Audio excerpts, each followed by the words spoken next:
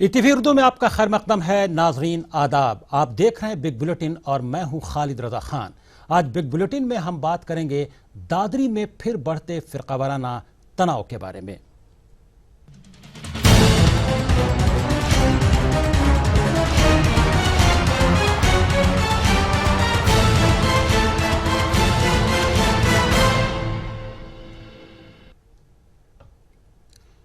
दादरी में एक बार फिर महापंचायत के जरिए फिरकावारियत को हवा दिए जाने की कोशिश की जा रही है। उत्तर प्रदेश के दादरी में एक बार फिर माहौल खराब करने की कोशिश शुरू हो गई है। दरअसल दादरी में मोहम्मद इखलाक के कत्ल में इखलाक हुसैन पर गाय का गोश्त रखने के इल्ज़ाम में शरपसंदों ने इखलाक के अफराद ख़ानदान पर हमला किया। दूसरी और मुबैना फॉरेंसिक रिपोर्ट के मुताबिक इखलाक के फ्रिज में गाय का गोश्त था। रिपोर्ट के मंजर आम पर आने के बाद इस मामले पर सियासत तेज हो गई है। इखलाक हुसैन के ख़ानदान पर हमला करने के इल्ज़ाम में 1 दर्जन से ज़ायद अफराद को गिरफ्तार किया गया है। फिलवक्त ये तमाम अफराद जेल में कैद हैं। इस मामले में 2 फॉरेंसिक रिपोर्ट सामने आई हैं और दोनों ही रिपोर्ट्स अलग अलग हैं।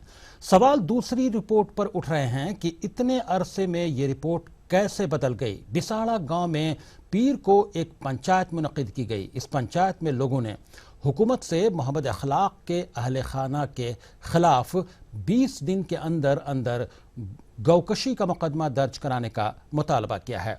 गांव वालों ने कहा कि मथुरा की लेबोरेटरी की रिपोर्ट की बुनियाद पर मोहम्मद इखलाक के अहले खाना के खिलाफ गौकशी का मुकदमा दर्ज किया जाए। वाज़ेह रहे कि गुज़श्ता साल गाय का गोश्त रखने की शुबह में एक मुश्तइल हुजूम ने बिसाड़ा गांव में मोहम्मद इखलाक के घर पर हमला कर दिया था। हमले में मोहम्मद इखलाक की मौत हो गई थी, जबकि उनका छोटा बेटा शदीद जख्मी हो गया था। गुज़श्ता दिनों सामने आई लेबोरेटरी की रिपोर्ट के बाद गांव वालों ने मुबैना तौर पर 100 से ज़्यादा गांव की महापंचायत बुलाई थी। हालांकि इंतज़ामिया का कहना है कि कोई महापंचायत नहीं हुई, बल्कि सिर्फ मीटिंग बुलाई गई थी। इस मीटिंग में बुनियादी तौर पर मोहम्मद इखलाक के कत्ल के सिलसिले में गिरफ्तार किए गए लोगों के अहले खाना के अलावा कुछ मकामी लोग भी थे। वाक़े के सिलसिले में एक मकामी रहनुमा के बेटे समेत कुल 18 अफराद को गिरफ्तार किया गया था। इससे कबल एक रिपोर्ट में कहा गया था कि इखलाक के घर के फ्रिज से बरामद गोश्त बकरे का था, जबकि हाल ही में मुल्जिमान के वकील मथुरा की लेबोरेटरी की रिपोर्ट का हवाला देते हुए कह रहे हैं कि जो गोश्त सड़क पर मोहम्मद इखलाक की लाश के पास से बरामद हुआ था वो बीफ था।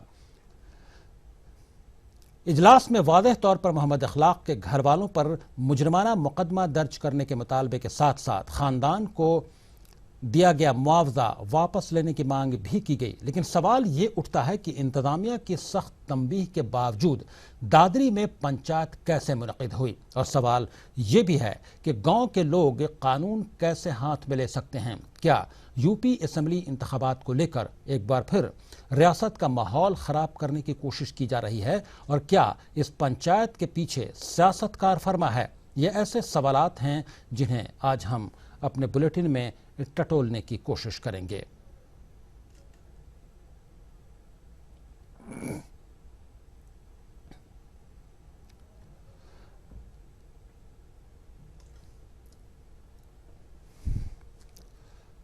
आपको बता दें कि दादरी में जो दूसरी फॉरेंसिक रिपोर्ट आई थी उसको लेकर तनाज़ा खड़ा हो गया है। उसकी बुनियाद पर एक आसपास के लोगों ने, आसपास के तकरीबन 100 गांव के लोगों ने मिलकर एक महापंचायत बुलाई। तमाम तंबीह जो सरकार की जानिब से और इंतज़ामिया की जानिब से दी गई थी, उसके बावजूद वो महापंचायत बुलाई गई। इंतज़ामिया का कहना है कि महापंचायत नहीं बुलाई गई थी, वो महज एक मीटिंग थी। लेकिन सवाल कई उठते हैं कि आखिर ये किस तरह की कोशिश की जा रही है। उत्तर प्रदेश में इलेक्शन को देखते हुए क्या वहाँ फिर से पोलराइज करने की कोशिश की जा रही है समाज को, और माहौल को ख़राब करके उसका सियासी फ़ायदा लेने की कोशिश की जा रही है? बहुत सारे सवालात हैं। इन सवालात पर बातचीत करेंगे आज हमारे प्रोग्राम बिग बुलेटिन में। हमारे साथ दिल्ली से गुफ्तगू में शामिल हो गए हैं कांग्रेस लीडर हमारे साथ हैं शहजाद पूनावाला, और मुंबई से हमारे साथ गुफ्तगू में शामिल हो गए हैं महाराष्ट्र बीजेपी के तर्जुमान स्पोक्स पर्सन योगेश वर्मा जी। आप दोनों हजरात का खैर मकदम है हमारे प्रोग्राम बिग बुलेटिन में।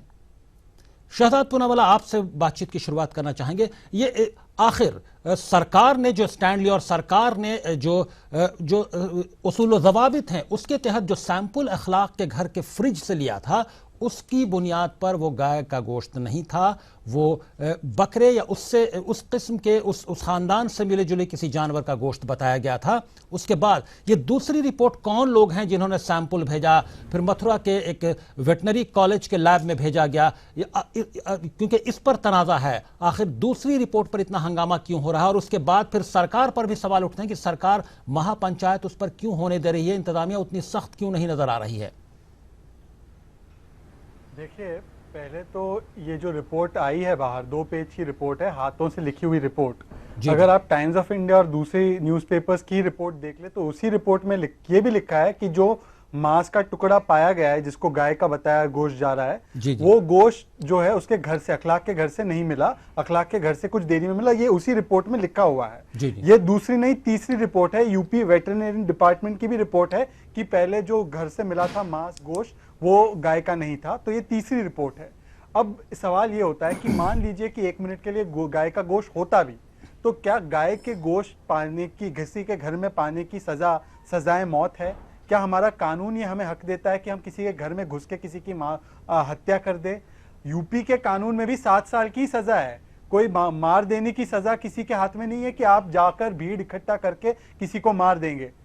जहां तक अखिलेश यादव और उसकी सरकार की बात है, उन्होंने ये स्पष्ट किया है कि ये जो रिपोर्ट आई है इसका कोई लेना देना नहीं, इसमें कोई सच्चाई नहीं है। ये गोश्त जो है उसके घर से नहीं मिला था और उसके घर से कोई ऐसी आपत्तिजनक चीज नहीं मिली थी।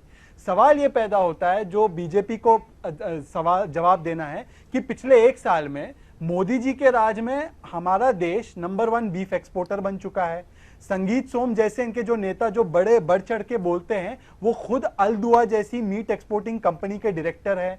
और जहां तक सवाल है कि क्या आप ऐसे जायज ठहरा सकते हो किसी की मौत, क्या कानून के निजाम को खत्म करने की परमिशन किसी के पास है? ये सवाल का भी जवाब बीजेपी दे दे और समाजवादी पार्टी इसका जवाब दे दे कि 144 जहां पे लगी हुई है वहां पे महापंचायत क्यों होने दे रहे हैं? क्यों वो लोग जो वहां पे इकट्ठा हुए हैं और जो ये गैर संवैधानिक, गैर आईनी मांग कर रहे हैं, उनको अभी तक जेल में क्यों नहीं डाला?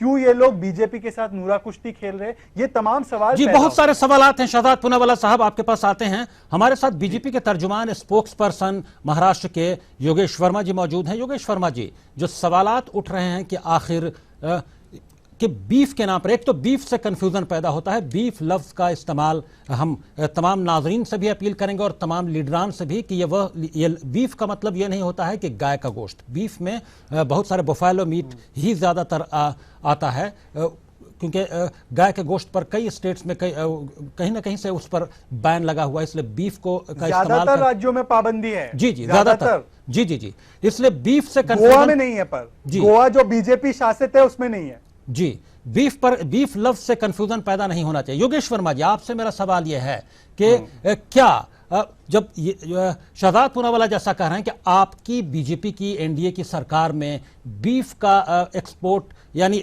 या जो भी कहें, बीफ का एक्सपोर्ट काफी बढ़ गया और आप लोग, आपकी पार्टी से यानी संघ से जुड़े लोग बीफ के नाम पर इतना बवाल करते हैं कि किसी शख्स की जान की कीमत भी नहीं है और महज शक की बुनियाद पर उसका कत्ल कर देते हैं घर में घुसकर।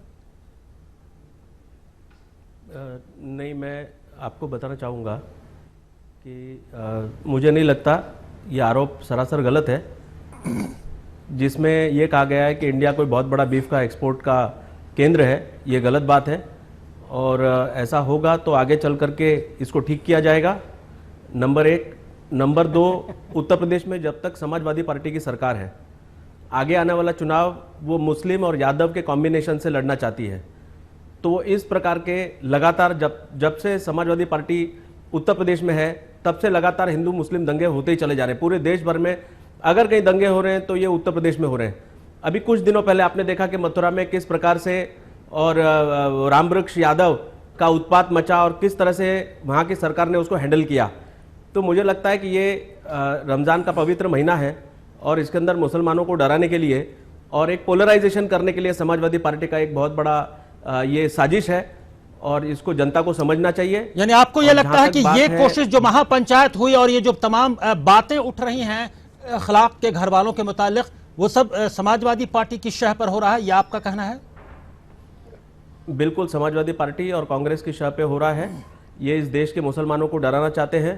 ये बीफ के नाम पर, गौ मांस के नाम पर, देखो आपको एक बात समझनी पड़ेगी, इस देश का हिंदू कभी भी राम, गंगा और गाय इसके नाम पर कभी कॉम्प्रोमाइज नहीं कर सकता। आप अगर उनको भड़काने का प्रयास करेंगे तो कोई ना कोई व्यक्ति उसको भड़क करके कुछ ना कुछ बोलेगा। और कांग्रेस चाहती है कि इन तीनों, कांग्रेस और समाजवादी पार्टी, और उत्तर प्रदेश में तो मैं समाजवादी पार्टी को बोलूंगा, कांग्रेस का तो अभी इस देश में नामो निशान नहीं है, तो समाजवादी पार्टी इसकी जवाबदार है। और कांग्रेस ये चाहती है कि मैं जीतूं कि नहीं जीतूं, लेकिन भारतीय जनता पार्टी नहीं जीतना चाहिए, उनका तो कोई वजूद बचा नहीं है। अब इस प्रकार के कुछ दो चार ही नेता इस कांग्रेस में बचे हैं, तो मैं तो सीधा समाजवादी पार्टी और उसको सहयोग करने वाली कांग्रेस ये चाहते हैं कि उत्तर प्रदेश के अंदर बड़े पैमाने पर दंगे हो, बड़े पैमाने पर हिंदू और मुसलमानों के बीच में वहां पर मारकाट मचे, मुसलमानों का खून बहाया जाए, ताकि उसका वीडियो, उसकी सीडी दिखा करके ये लोग पूरा चुनाव के अंदर एक और यादव को अपनी तरफ से पक्ष में ले, एक और मुसलमानों को अपने पक्ष में ले। जी, आपके जो इल्जामात हैं योगेश वर्मा साहब, आपके जो इल्जामात हैं उसका जवाब हम शहजाद पूनावाला से जानने की कोशिश करें। शहजाद पूनावाला साहब ये इल्जाम लगा रहे हैं कि ये आप दोनों की असल साजिश है, कांग्रेस और समाजवादी पार्टी अपने अपने तौर पर कोशिश में लगे हैं कि किसी तरह से उत्तर प्रदेश इलेक्शन से पहले माहौल को पोलराइज किया जाए और मुसलमानों को उस पोलराइजेशन की बुनियाद पर अपनी जानिब रागिब किया जाए सियासी फायदे के लिए। खालिद साहब, कल की मैंने पंचायत की पूरी वीडियो देखी है, मेरे पास फुटेज आई हुई है। उसमें सबसे जो प्रमुख तौर से बोल रहे हैं उनका नाम है संजीव राणा, जो वहां के लोकल बीजेपी के नेता है, जिनके बेटे को अरेस्ट भी किया गया है इस केस में हत्या के लिए। संजीव राणा कौन सी पार्टी से है? बीजेपी से है। वीएचपी जो वहां का माहौल बिगाड़ रही है वो संघ परिवार से जुड़ी हुई है। उन्होंने ये दावा किया है कि अगर 20 दिनों में कोई फैसला नहीं लिया गया तो माहौल बिगाड़ा जाएगा। वीएचपी और संघ परिवार किससे जुड़े हुए? भारतीय जनता पार्टी से जुड़े हुए। और आज जो योगेश जी ने कहा कि गंगा गाय के बारे में अगर कुछ कहा जाएगा, मैं ये नहीं कहता किसी को अपमान करने का हक है, पर अगर मान लो कि अगर ये बात सही भी है, ये तो अफवाह थी, सही भी है, तो क्या किसी को कानून अपने हाथ में लेने का हक, अधिकार है? किसी को व्यक्तिगत रूप से कानून के खिलाफ जाके, रूल ऑफ लॉ के खिलाफ जाके किसी को मार देने का हक है? क्या ये इस बात को जायज ठहरा रहे कि मोदी के राज में जंगल राज और भीड़ का राज हो जाएगा? ये बातें जो है, इसी से पता चलता है कि भारतीय जनता पार्टी सांप्रदायिकता के कीचड़ में अपना कमल खिलाना चाहती है। यह सही है कि समाजवादी पार्टी इस कीचड़ को फैलने दे रही है, पर यह भी सही है कि जो बीजेपी वहां पे कर रही है और माहौल बिगाड़ने का काम कर रही है। और मुझे यह बता दे कि अल दुआ एक्सपोर्ट्स में जो संगीत सोम इनके नेता है, जो डायरेक्टर है, हिंदुस्तान टाइम्स की रिपोर्ट है, अगर आप लोगों को इतना ही चिंता है गाय गंगा की, तो आज तक उन्होंने संगीत सोम के खिलाफ क्या किया है? जो 15% बीफ एक्सपोर्ट बढ़ा है मोदी राज में, तो मोदी राज तो कहते थे पिंक रेवोल्यूशन बंद कर देंगे। मोदी जी के खिलाफ क्या किया है इन्होंने आज तक? देखिए, ये बड़ी आसान है, मुसलमानों को टारगेट बनाना 2017 चुनाव के लिए बहुत आसान राजनीति है, पर इस तरीके की राजनीति इन्होंने बिहार में कोशिश की, फुल पेज ऐड दिए, गाय पे चर्चा करने की कोशिश की, लोगों ने इनको करारा जवाब दिया। उत्तर प्रदेश में भी यही होगा। जी, योगेश वर्मा साहब, आप क्या बोलेंगे जो शहजाद पूनावाला कह रहे हैं कि संगीत सोम? शहजाद पूनावाला साहब की पूरी राजनीति एक परिवार के तलवे चाटने में और दूसरा संघ परिवार को गाली देने में और झूठ बोलने में, इसके ऊपर ही टिकी हुई है। इनको ये समझना चाहिए, अगर आप आपका कैमरा नजदीक से ले जाओ, उसको क्लोज में आप दो, तो वो शिवसेना का उन्होंने गले में और वो पहना हुआ है, और वो शिवसेना का वहां के तथाकथित नेता है जिसने वो महापंचायत बुलाई। वो भारतीय जनता पार्टी का कोई नेता नहीं है। मैं अभी भी चैलेंज करता हूं, आप अभी भी उसका क्लोज वीडियो दिखाइए और उसको क्लोजअप लीजिए, और उसका क्लोजअप लीजिए। वो जो व्यक्ति उसने गले में जो स्कार्फ डाला है, चार्जशीट में उनका नाम है, डाला है। शहजाद जी, आप क्या मेरे को आपसे हिस्ट्री, ज्योग्राफी ये पूछने की आवश्यकता नहीं है। मैं बहुत अच्छे ढंग से मैं पढ़ता लिखता हूं। और आप इसका जवाब दीजिए ना,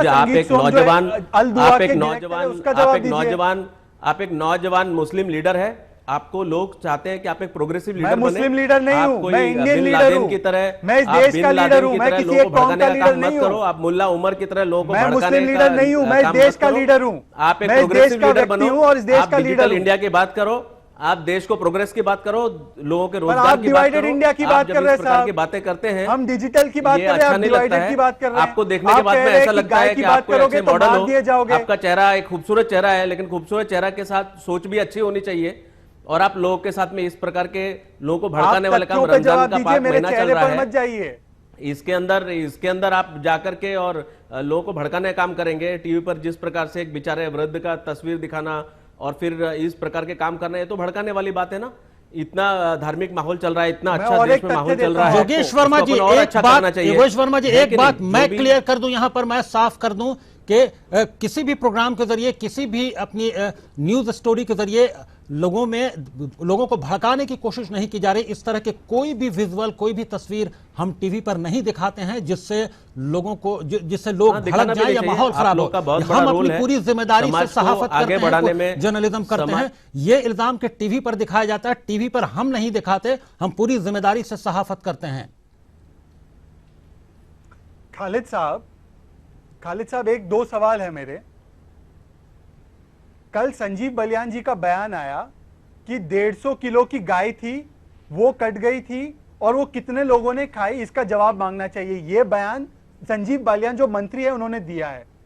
क्या ये बयान फिरका वाराना एक माहौल बनाने के लिए नहीं दिया? इससे पहले भी महेश शर्मा, संगीत सोम, योगी आदित्यनाथ का दादरी की घटना को लेकर क्या बयान आया हमारे सामने है।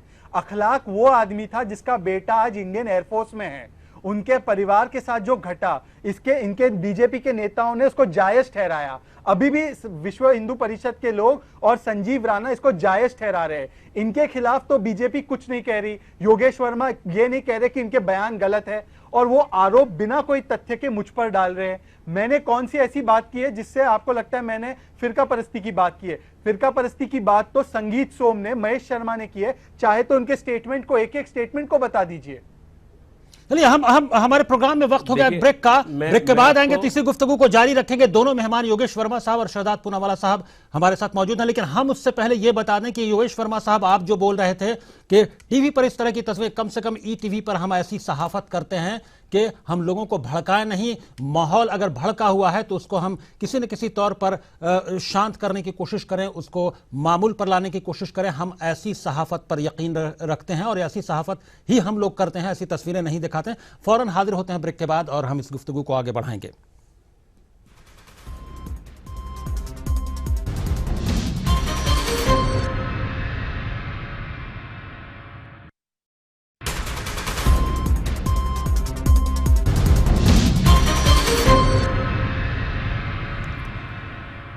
ब्रेक के बाद ईटीवी उर्दू में आपका फिर खैर मकदम है। आप देख रहे हैं हमारा खुसूसी प्रोग्राम बिग बुलेटिन। आज हम बात कर रहे हैं कि दादरी में फिर से तनाज़ा खड़ा हो गया है दूसरी फॉरेंसिक रिपोर्ट को लेकर, और उसको लेकर महापंचायत हुई है।